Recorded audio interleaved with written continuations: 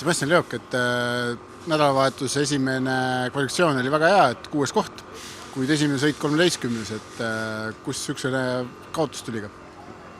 Jah, enda grupis olin 6, muidu kokku olin 12 ja ESA sõit, start oli juba halb, mingi 33 kusagil ja siis sain suht normaalselt nagu edasi sõita mööda. Olin kusagil 12, tahtsin 11 sõita ja siis panin pikali ka. Sain natuke viga käele, aga lõpetas sõidu 13.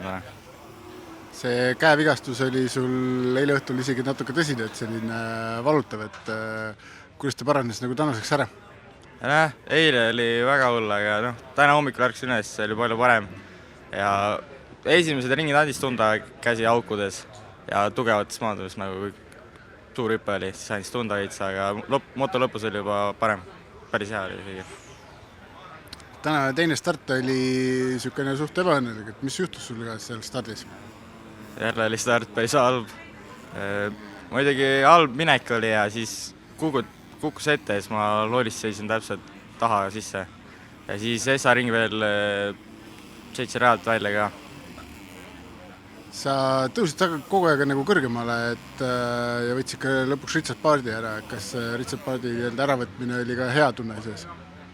Ma ei tea, tavaline lihtsalt nagu iga sõidaks. Teise eestlase äravõtmine ei ole nagu eriline? Ei, see ei ole. Vahet ei ole, mis riigist vastane mööduvad ikka sõita.